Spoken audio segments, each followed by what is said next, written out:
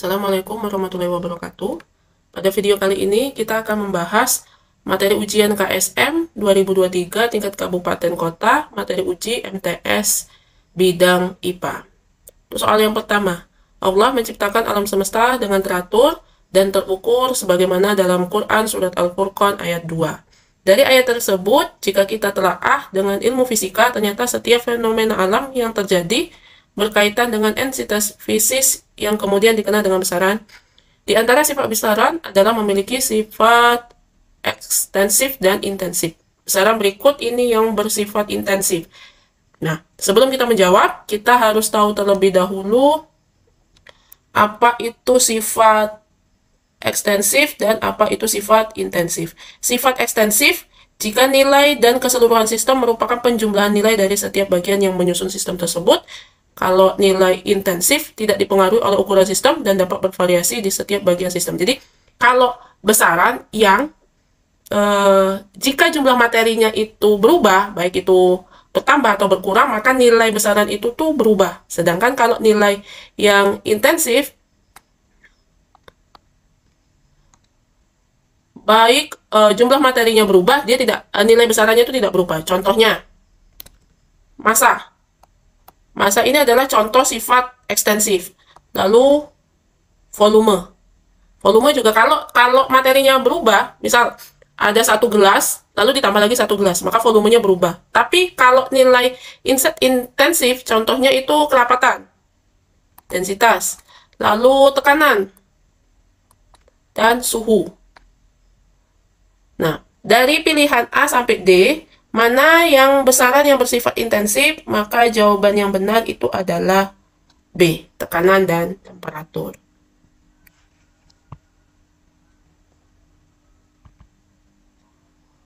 Soal nomor 2, Aizan hendak menuju masjid untuk sholat berjamaah maghrib dengan mengendarai sepeda motor. Jika lintasan yang ditempuh memenuhi fungsi sebagai berikut. S sama dengan beta T kuadrat ditambah alpha T. Dengan T adalah waktu tempuh dan alpha beta keduanya adalah konstanta. Maka dimensi perbandingan beta alpha adalah, nah, kita lihat dulu fungsinya ya. Fungsinya S sama dengan beta T kuadrat plus alpha T. Ini adalah fungsi lintasan. S sama dengan setengah AT kuadrat ditambah V0T.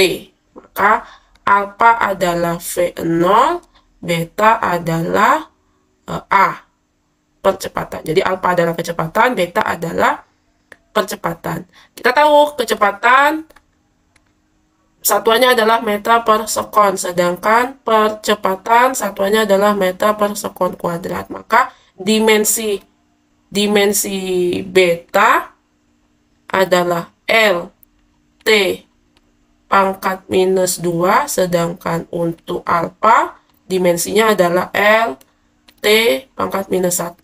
Jadi meter itu dimensinya L, waktu S itu dimensinya T.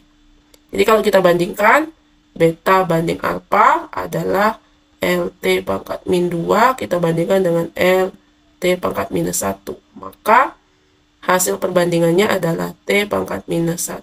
Jawabannya A.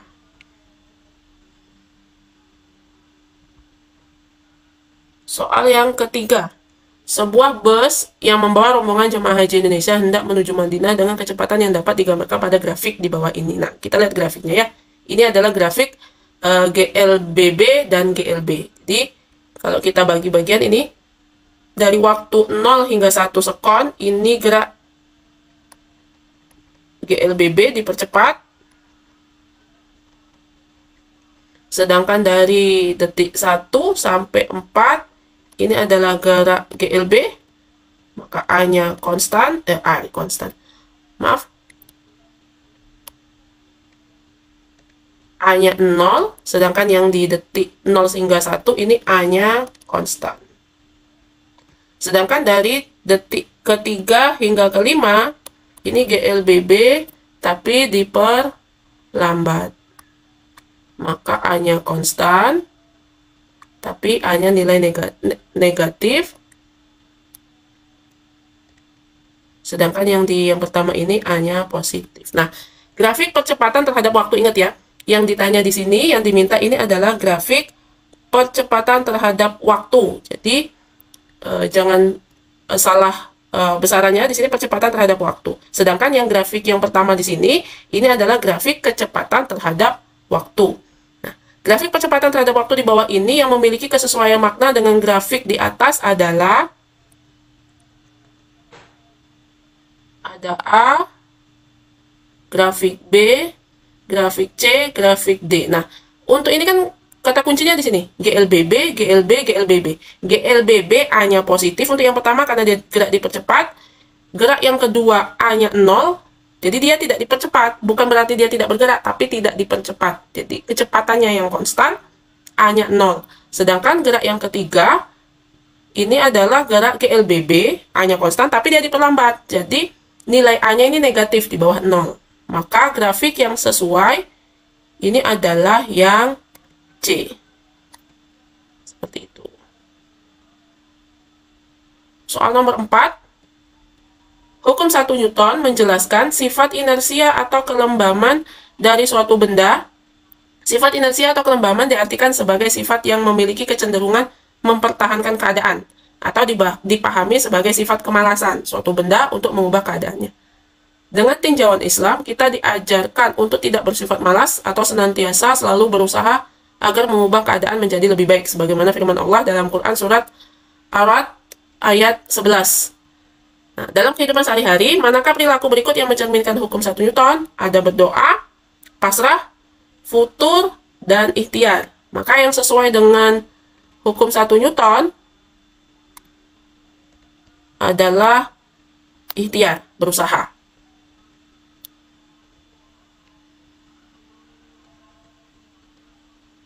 Soal nomor 5. Rasulullah SAW mengajarkan umatnya untuk hidup sehat. Beliau suka berolahraga. Di antara anjuran beliau adalah olahraga berkuda. Untuk menggambarkan daya yang dihasilkan oleh mesin, ia disetarakan dengan tenaga atau kekuatan seekor kuda. Oke. Satu tenaga kuda setara dengan 746 watt. Jika sebuah mesin memiliki daya 100 tenaga kuda, maka waktu yang diperlukan mesin untuk mengangkat beban bermasa 2,2380 kiloton setinggi 10 meter adalah, untuk soal ini kita mengetahui bahwa powernya adalah 100 dari tenaga kuda. Tenaga kudanya 746 watt. Maka power atau daya mesinnya itu adalah 74600 watt. Untuk masanya adalah 2,238 kiloton. Ini sama dengan 2238 ton, ya. Nanti kita ngubah kilonya dulu. Jadi 2,238 kita kali 1000. Ini sama dengan 2,23800 kilogram. Ya, 2.238.000 kilogram. Tingginya adalah 10 meter. Dan percepatan gravitasinya adalah 10 meter per sekon kuadrat. Nah, yang ditanya adalah waktu yang diperlukan untuk mengangkat beban ini. P atau power itu adalah usaha per satuan waktu. Nah, usahanya ini adalah usaha untuk mengangkat beban. Maka P adalah usahanya tadi untuk mengangkat beban, massa beban dikali G dikali tinggi untuk mengangkat bebannya, dibagi dengan waktu. Maka ini 74600 sama dengan masanya 2.238.000 dikali G, percepatan gravitasinya 10, dikali H, tingginya juga 10 meter, dibagi waktu. 10 kali 10, 100. 100 ini bisa kita langsung coret di sini, ya. Maka ini 746T sama dengan 2.238.000. Maka waktu yang diperlukan untuk mengangkat beban ini adalah 2.238.000 dibagi 746 sama dengan 3.000 sekon. Jadi jawabannya 3.000 sekon. Nomor 6. Seorang jemaah haji melakukan salah satu rukun haji, yaitu melontar jumrah dengan batu-batu kecil yang dikumpulkan saat berada di Musdalifah. Diketahui batu-batu kecil tersebut massa totalnya 5 kg. Jadi masanya 5 kg. Dan dilemparkan semuanya pada dinding di seberang dalam 1 detik. Jadi waktunya ini di sini ada 1 detik. Dengan kecepatan 30 meter per sekon. Besar gaya, jadi yang ditanya adalah gaya. Di sini ya, yang ditanya gaya.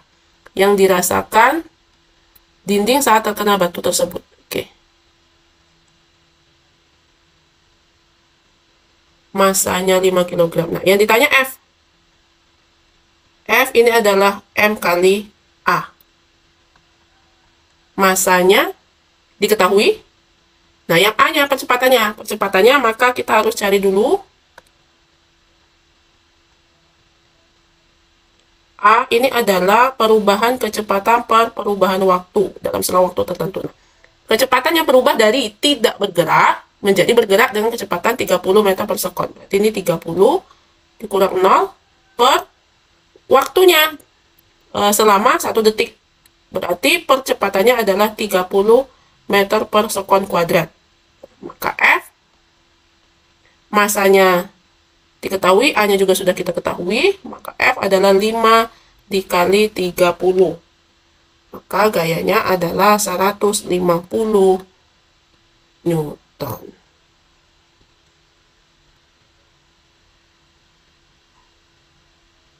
Untuk nomor 7, gunung es terjadi ketika air laut atau air tawar membeku menjadi es di wilayah yang memiliki suhu sangat rendah, seperti di kutub atau di daerah pegunungan dengan iklim yang sangat dingin.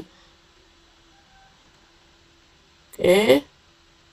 Jika diketahui massa jenis air laut adalah 1,2 gram per cm pangkat 3 dan massa gunung es adalah 0,9 gram per cm pangkat 3, maka volume gunung es yang di dalam atau yang tercelup air laut sama dengan Nah, untuk soal ini kita pakai hukum Archimedes. Jadi ketika benda tercelup sebagian atau seluruhnya, maka benda tersebut akan mengalami gaya ke atas yang besarannya.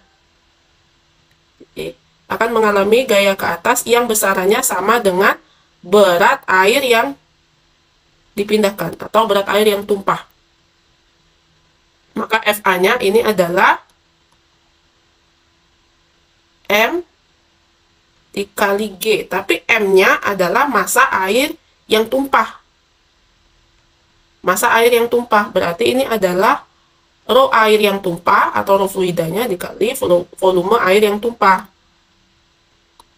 Volume air yang tumpah ini sama dengan benda yang tercelup. Maka rho fluida dikali V yang tercelup dikali G. Nah, ini adalah untuk gaya ke atas. Nah, dari soal ini, kalau kita gambarkan diagram gayanya, maka kan di sini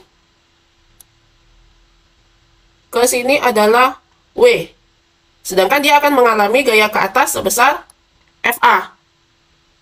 Nah, dari diagram gaya ini, FA sama dengan W.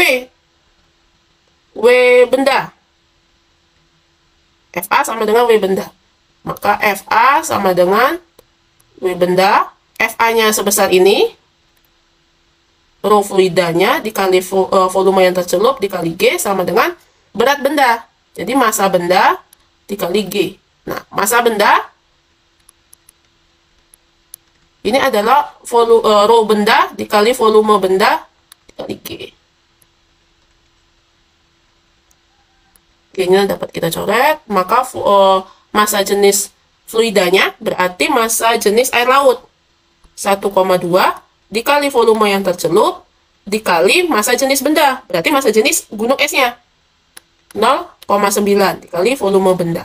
Nah, volume benda di sini kan ini adalah yang terapung. Yang terapung di sini adalah volume yang tercelup. Nah, semuanya ini adalah volume benda. Maka di sini 1,2 volume yang tercelup sama dengan 0,9 volume bendanya. Ini adalah volume yang terapung ditambah volume yang tercelup. Nah, untuk menghilangkan komanya ini kita kali aja deh. Kali 10. Maka ini adalah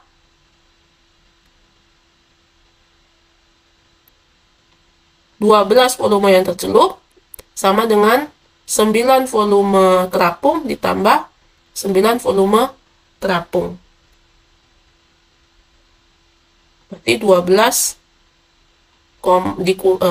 dikurang 9 volume yang tercelup sama dengan 9 volume yang terapung. Berarti 3 VC sama dengan 9 VT. Berarti volume celupnya 9 dibagi 3 VT. Berarti volume celup sama dengan 3 kali volume yang terapung. Thanks for watching.